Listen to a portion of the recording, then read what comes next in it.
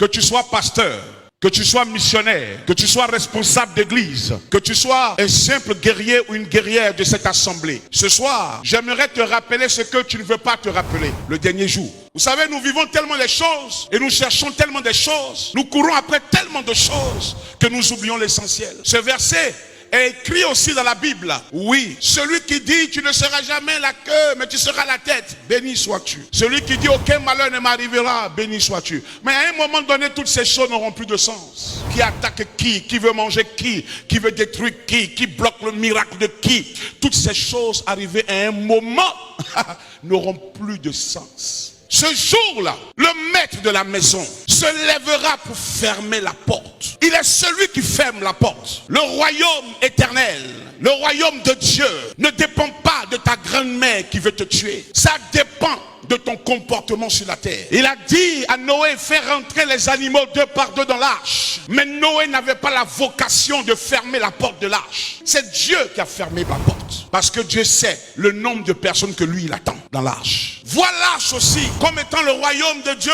Au dernier jour, l'Éternel sauvera des personnes. Le déluge au temps de Noé était une préfiguration des choses à venir en parlant du jugement dernier. Les gens vivent et ne croient pas. Noé a dit, la fin arrive, la pluie va tomber, le déluge approche. Les gens le traitaient de fou. Quand tu prêches l'évangile de Jésus aujourd'hui sur les réseaux sociaux, les gens te traitent d'escrocs, de voleurs, de menteurs. Regarde-les, encore les mêmes choses. Ils font croire aux gens des choses qui n'existent pas.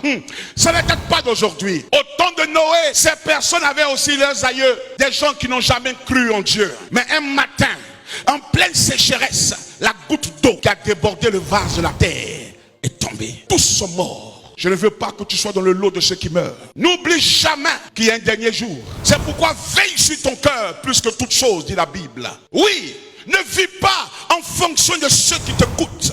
Ne vis pas en fonction de ceux qui sont autour de toi. Mais vis ta relation avec Dieu. Et veille à ce qu'elle soit parfaite avec Dieu. Le plus important, tu dois comprendre la différence entre l'image et le témoignage. L'image, on peut la soigner avec un peu d'argent. Un peu de publicité, un peu de manière de faire, une bonne série de communication, tu soignes ton image.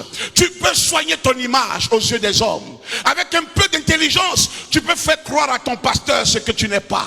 Avec un peu d'intelligence et de malice, tu peux faire croire à toute une assemblée ce que tu n'as jamais été. Mais le témoignage, c'est ce que Dieu sonde dans ton cœur.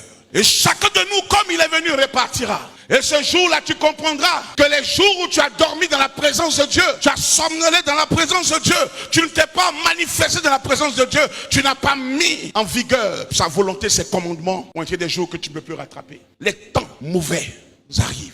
Nous ne sommes plus à cette saison où la priorité, c'est le miracle. Nous sommes à une saison où nous devons mettre de l'ordre dans nos affaires. Regarde autour de toi, le Covid-19, combien de morts? Des gens n'ont jamais pensé mourir. Une maladie est arrivée un mois, et deuxième mois, des milliers de personnes qui n'avaient jamais dit au revoir à quelqu'un sont partis sans laisser un testament. Des personnes qui étaient considérées comme des stars, des multimilliardaires sont morts dans cette maladie. Écoute-moi, des gens plus riches que nous n'ont pas pu corrompre la mort. C'est pourquoi veille sur ta vie.